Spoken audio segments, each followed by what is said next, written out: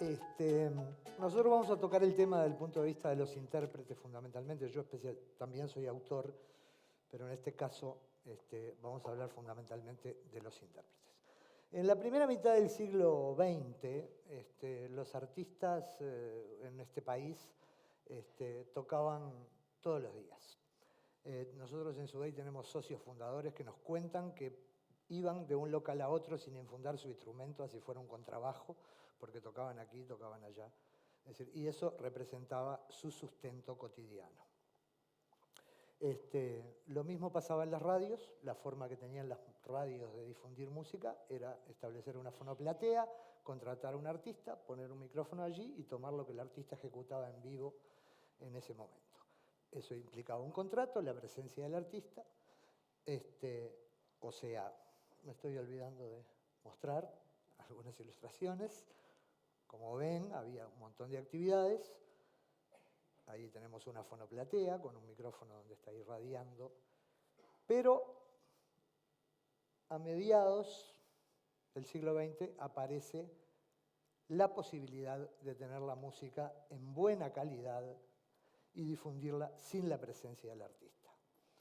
Esto genera que los locales, por supuesto, opten por esa opción, les permite no contratar al artista, comprar simplemente el disco, pasar la música, no tener la necesidad de darle 10 minutos para descansar al disco, no los necesita. Lo mismo las radios. Es decir, con esto, tanto unos como otros incrementan sus ingresos, su capacidad de lucro como local, minimizando o llevando prácticamente a una situación realmente ínfima la presencia del artista en vivo en ese momento. Se podría argumentar que el artista cambia una forma de trabajo por otra. Antes tocaba en vivo, ahora graba discos. Evaluemos qué significa en el Uruguay un disco de oro. Un disco de oro en ese momento son 2.000 placas, ¿verdad, Mauricio? Correcto. 2.000 placas. Lo normal es que un artista reciba $1 por placa vendida aproximadamente. ¿Sí? Un disco de oro, un éxito discográfico son 2.000 placas, estamos hablando de que ese dólar significa $2.000 para el artista. Un disco de oro se podrá alcanzar en un plazo razonable, pongámosle 4 meses. En 4 meses de ventas, ¿sí?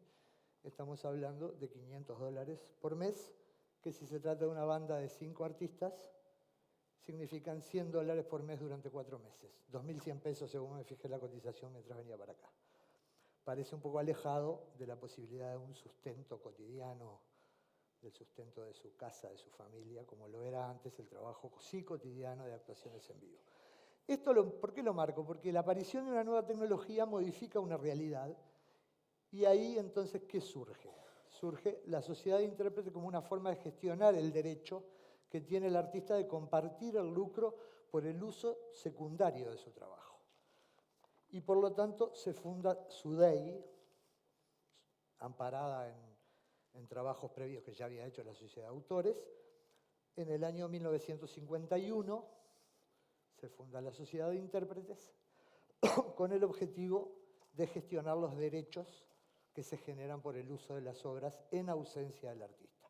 Esto es una diferencia importante con el derecho de autor, porque el derecho de autor rige siempre, esté presente el autor o no, mientras que el intérprete solamente recibe su derecho de intérprete en ausencia. La presencia del intérprete implica que hay una negociación y que por lo tanto está recibiendo una remuneración o una compensación por su trabajo, y ahí no rige el derecho de intérprete. Sudey tiene, acá vamos a entrar en una especie de análisis FODA que de alguna manera estaba planteado en la forma de encarar la ponencia. Sudey es la primera sociedad de gestión de los derechos de intérpretes fundada en el mundo. Y esto lo digo como la primera de sus fortalezas. Antes había en Francia sociedades gremiales de músicos, pero no gestionaban los derechos de propiedad intelectual de los intérpretes. Sudey es la primera sociedad de gestión de los derechos de los intérpretes, y lo repito, fundada en el mundo. Otra de sus fortalezas es que hoy representa a más de 4.000 asociados. La sociedad participa junto con las otras sociedades de derechohabientes de la ventanilla única. ¿Qué quiere decir esto? Que todos los derechos de propiedad intelectual se cobran en un solo lugar y de una sola vez, lo cual facilita muchísimo la gestión y la hace mucho más económica. El costo de la gestión de los derechos es mínima en relación con los montos administrados. Hay en SUDEI una muy importante eficiencia de la administración de los recursos humanos, hay muy pocos funcionarios. Hay un equilibrio muy importante, y esto lo quiero recalcar, entre la administración del derecho y otras actividades que desarrolla la asociación y que para mí son fundamentales, que tienen que ver con la gestión y la promoción y la colaboración con proyectos culturales, incluso hasta llegar a asumir algunas tareas que no le corresponden, como ser los beneficios sociales. SUDEI tiene pensiones, no le corresponde a SUDEI. Nunca nadie aportó para generar una pensión. Sin embargo, SUDEI asume a partir de su gestión una pensión para los artistas que no tienen otras coberturas en el medio. Tiene una importante capacidad de adaptación a las nuevas realidades. De hecho, se están utilizando permanentemente nuevas tecnologías para el conocimiento del uso de los fonogramas, ¿no? Y tiene representación de sociedades de intérpretes de todo el mundo. Como debilidades podríamos marcar que tiene una importante dificultad para el acceso a la información del uso de los fonogramas. Como no hay una legislación, nadie obliga a los medios a que nos digan qué música pasan, nadie obliga a nadie a que nos diga qué es lo que está utilizando, por lo tanto tenemos que salir a buscarlo y eso genera dificultades. Y también tiene como debilidad una cierta fluctuación en el contacto con su masa social que tiene relativamente altibajos. Como oportunidades, dentro del análisis FODA podríamos marcar excelente relacionamiento con otras sociedades del mundo, muy buen relacionamiento con el sistema político, un gran relacionamiento con AGADO y la Cámara del Disco. De hecho, integramos una comisión que se llama la Comisión Tripartita, donde de alguna manera coordinamos actividades.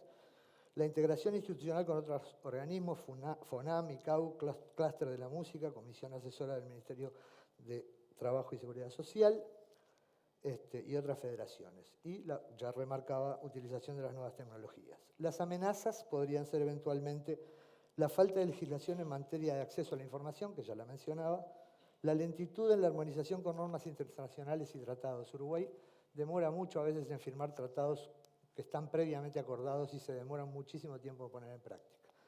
Y la última de las amenazas, que es un poco el tema de esta discusión, es la adecuación a las nuevas tecnologías, las posibilidades de que las nuevas tecnologías generen nuevas formas de desconocimiento del uso de los fonogramas para su administración.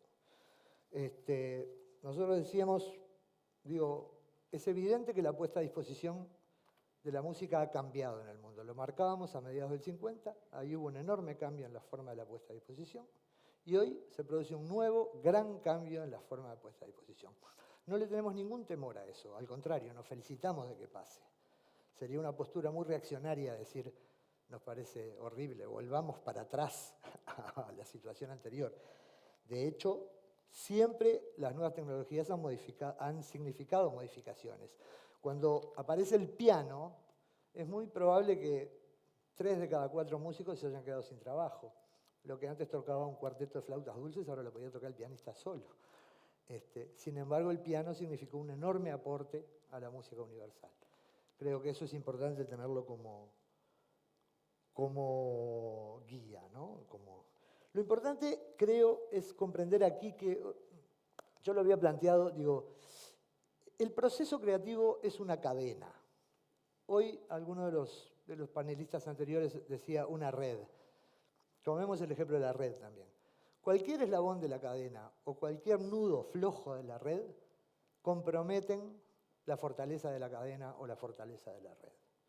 Nos parece que es una falacia muy, muy grave pensar que el favorecer el desarrollo y la potencialidad de los creadores, pensar que eso va en detrimento de la libre circulación, me parece que es pensar con un pensamiento aristotélico viejo, pasado de moda. Todos los hombres son mortales, Sócrates es hombre, Sócrates es mortal. Eso ya lo vimos en primero liceo o en segundo, no me acuerdo. Hoy se piensa con otras cabezas. Hoy tenemos que pensar que es necesario fomentar el desarrollo cultural del país para que exista realmente una mucho mejor circulación de bienes culturales. El propio Ministerio de Educación lo ha entendido así. Nosotros participamos en el clúster de música. El clúster era una propuesta donde lo que se planteaba era que vinieran proyectos con una cadena de producción y donde el objetivo era que cada uno de los eslabones de esa cadena se viera favorecido en el desarrollo del proyecto. No uno en detrimento de otro. Cada uno de ellos favorecido. Me parece que ese espíritu que el Ministerio, de alguna manera, no era solo el Ministerio, digo, pero tomó para encarar este tema, generó algunas posibilidades. Nosotros mismos, yo participo en una propuesta que fue ganadora del clúster de música y se trata justamente de la elaboración de una plataforma digital de música infantil. Yo integro una agrupación que se llama Papagayo Azul, que nuclea a Roy Berocay, a Susana Boya, a Julio Brum, Los Pájaros Pintados, gente que hace mucho tiempo que está haciendo música para niños y que integra el movimiento latinoamericano y caribeño de la canción infantil. Con esta propuesta ganamos el clúster de música y generamos este portal que se llama butia.com. Se llama butia porque la fruta del butia es lo que come el papagayo. Y allí están todos los representantes de música infantil del Uruguay, todos, bueno, todos no, todos los que nosotros consideramos que tienen el nivel adecuado para estar allí, hay algunas manifestaciones que no están, y muchísimos músicos latinoamericanos que hacen formidables trabajos de música para niños. A través de este portal, nosotros hemos logrado poner a disposición de toda la educación primaria del país 100 canciones de los mejores exponentes de la música infantil, a disposición de primaria en un sitio web de Antel y Uruguay Educa. Eso se hizo respetando absolutamente y cada una de las reglamentaciones y los derechos de cada uno de los participantes, en acuerdo con AGADU, en acuerdo con cada uno de quien tenía que recibir su remuneración por participar en este proyecto. Y esto me parece que es muy ejemplificante. Me parece que se puede, que las nuevas tecnologías están aquí para quedarse. Y está muy bien, todos somos usuarios de las nuevas tecnologías, pero todos podemos usarlas respetando los derechos de cada uno de los que participan en el proyecto. Perdón. ¿Por dónde estamos? Recién lo mencionaban, el artículo 27 de la Declaración Universal de los Derechos Humanos dice exactamente eso. Toda persona tiene derecho a la protección de los intereses morales y materiales que le corresponden por razón de las producciones científicas, literarias o artísticas de que sea autora. Esto que parece bastante razonable, yo entiendo, y recién lo escuchábamos, entiendo que no va para nada en detrimento de la mejor circulación de bienes y servicios. Creo que por todo lo contrario. Creo que, es decir, Mauricio lo planteaba, lo han planteado varios.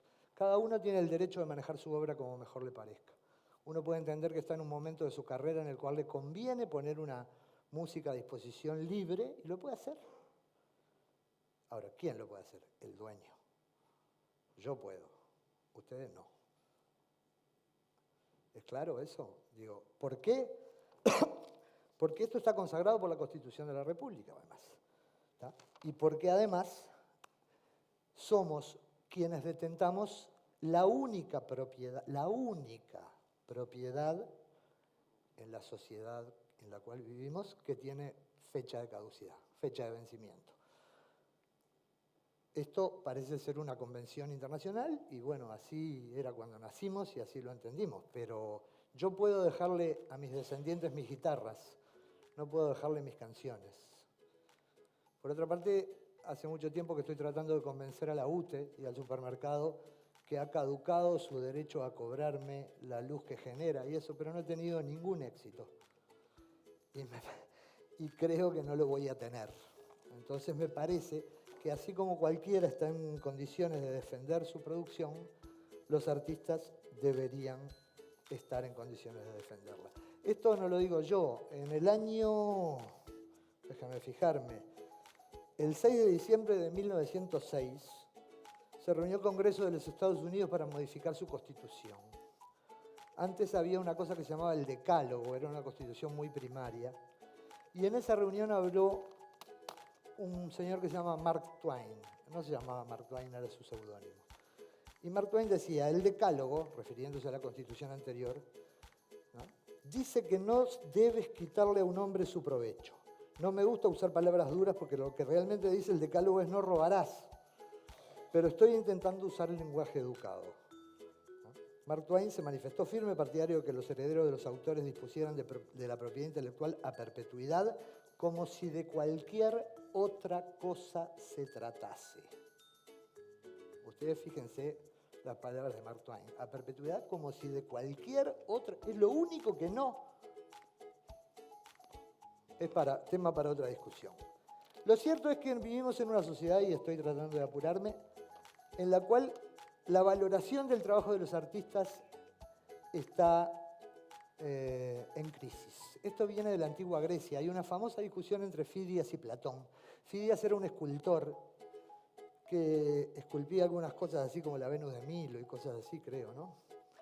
Y Platón despreciaba su trabajo, lo admiraba como hombre que trabajaba con sus manos y eso, pero despreciaba su trabajo porque era un trabajo artístico, imitativo de la realidad, que se hacía con las manos y no con el razonamiento. Esto está integrado a nuestro código genético como sociedad, ¿sí? Y siempre estamos pensando que el artista disfruta con lo que hace, se divierte, la pasa bien y encima quiere cobrar, ¿no? Nos parece que deberíamos pensar un poco si esta filosofía que venimos importando de nuestra civilización occidental tiene tanta validez. Por último, entendemos, lo planteaba Mauricio, los creadores de nuestra sociedad son quienes han hecho aportes esenciales a nuestra identidad como sociedad. La identidad, señores, es la diferencia entre integrarse a un mundo globalizado o disolverse en un mundo globalizado como sociedad. Cuando uno se integra desde una identidad, se integra. Cuando se integra desde la nada, se disuelve en ese mundo globalizado. Y eso, por otra parte, y una última cosa. Hoy Uruguay está enfrentando una gran discusión con respecto al tema de la educación. Se hablaba de la creatividad. Nosotros hablamos de la velocidad de los cambios tecnológicos. No tenemos idea de en qué mundo vamos a vivir, no dentro de 50 años, dentro de 5 años. No tenemos idea. No sabemos cómo va a ser el mundo dentro de 5 años. ¿Qué podemos enseñar? Podemos enseñar valores y creatividad. Es lo único que nos va a permitir sobrevivir en un mundo que no sabemos cómo va a ser dentro de 5 años. Creatividad. Y para enseñar creatividad tenemos que tener la materia prima a disposición. Y señores, termino diciendo 2 cosas. No hay industria que sobreviva sin pagarle al proveedor de la materia prima. Y nuevamente reitero lo de la falacia tremenda que es pensar que una cosa va en detrimento de otra. Es una forma vieja de razonar. Es decir, yo si hay una cosa que no acepto es que me vendan cosas de principio del siglo XX como si fueran modernas. Es decir, esta es una forma vieja de razonar. Aquí necesitamos fortalecer la mejor circulación, porque la sociedad lo necesita, la mejor circulación de los bienes culturales, y necesitamos fortalecer a nuestros artistas que son quienes proveen esos contenidos. Y con esto termino. Muchas gracias.